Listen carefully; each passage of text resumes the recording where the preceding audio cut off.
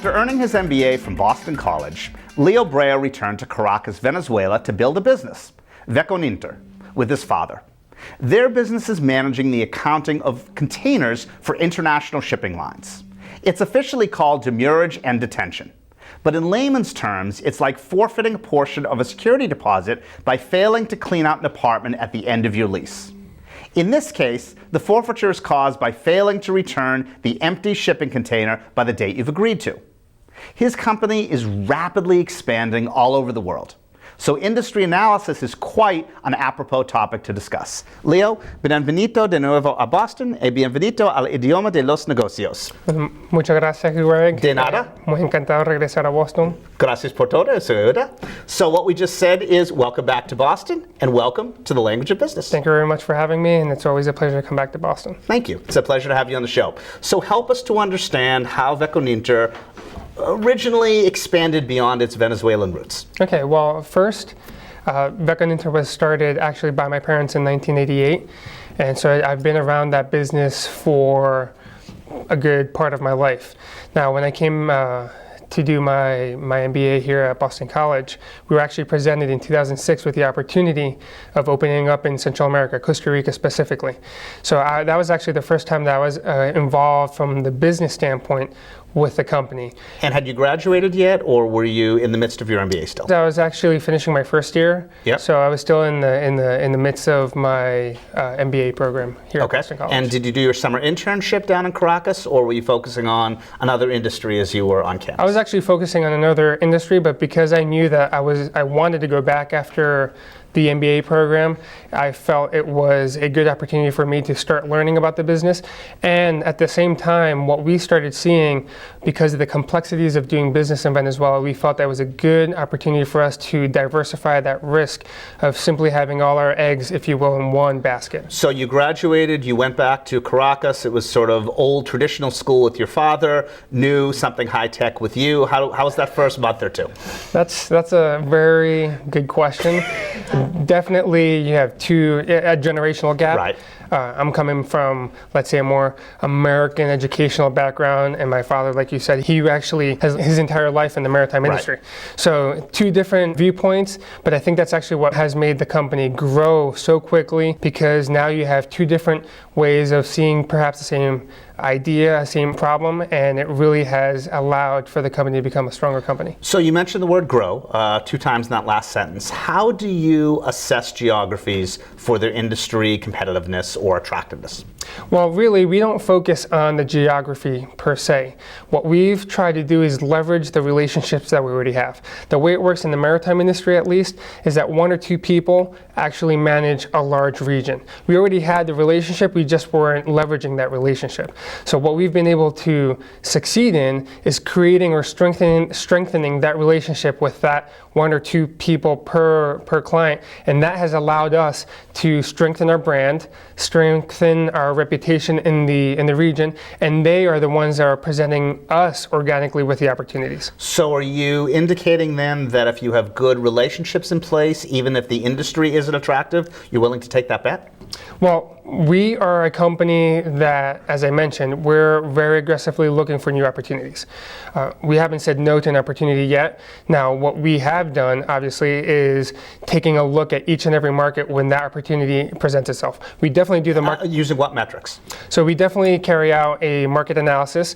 When I first jumped on board in 2007 as an official member of Veconinter, it was really up to the directorship to carry out that responsibility per market. Now that we've grown to over 300 people, we actually have a department that focuses on new projects and markets, and they're the ones that we present them with either markets that we're interested in growing or markets that have been presented to us via our clients. So let's discuss that a little bit more in depth. How much do in-person visits to the markets you're interested in matter in terms of the initial due diligence or the ultimate decision making?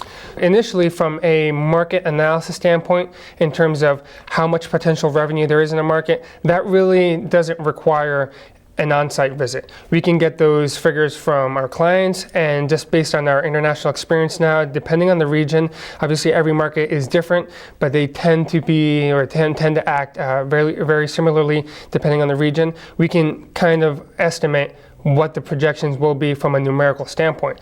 Now, How so?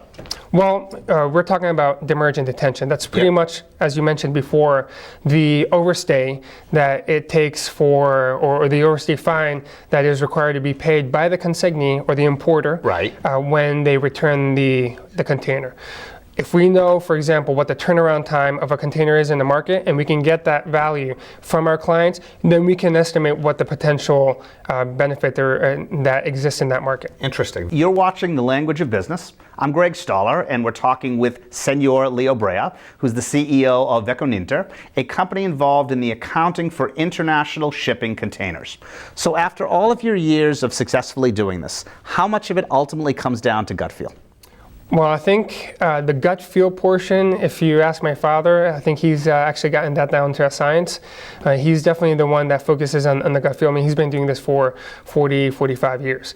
I'm still pretty new in the game, and even though you start gaining more experience as time goes by, I'm an engineer by background, came out of the BC MBA school. I still like to have the numbers in hand before making a decision. So, but let's take Jamaica just as a random location, because I know it has a shipping port.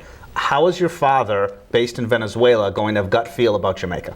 Well, a gut feel in terms of what the potential benefit is. Now, when it comes to cultural differences and perhaps even a language barrier, we definitely do try and get some boots on the ground beforehand before we make that decision. Okay, so even accounting, no pun intended, for differences in culture, how much of your experiences in geographies A, B, and C would be applicable ad nauseum to geographies D, E, and F? Well, what we've realized, Greg, is that, again, from the market analysis, it's not very complicated to understand if the potential benefit is there and if we can exploit that benefit. Where it really becomes tricky is trying to understand and ascertain what the cultural differences are. And the cultural differences really doesn't have much to do with the language barrier. Quite frankly, the language barrier, at least from our experience, is one of the least important or easiest barriers to overcome. But when it comes to how to do business in each and every market, even if you speak the same language, that really becomes much more complicated to understand. So in times that results have fallen below expectations, how much of it is attributed to poor planning versus inadequate implementation?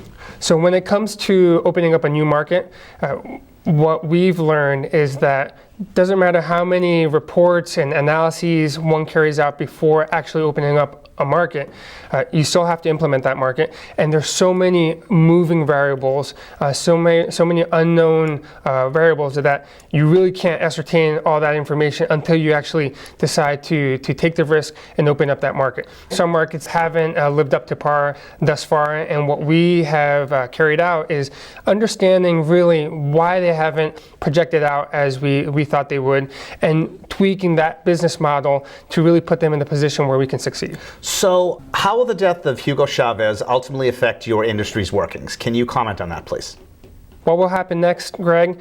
Quite frankly, regardless, in my opinion, of who wins, tough economic decisions have to be made in order for the economy to get back on track. And what are an example of one or two of those tough economic decisions? Well, currently, if the government continues to win the elections and is in power for another 6 years, they're going to have to decide what to do and how to raise the funds if they're not going to include as a primary player the private sector, how they're going to raise their funds to continue the social programs. Gracias por todo. Muchísimas gracias a ti, Ray. Today we looked at the pros and cons of using different approaches to industry and competitive analysis. This is one section of the business plan, but ultimately the one that will set the stage for the remainder of what you're going to be reading. So next time on The Language of Business, we'll segue from identifying an unmet opportunity in the industry to capitalizing on it through a well-conceived marketing plan. I'm Greg Stoller. Thank you for watching The Language of Business.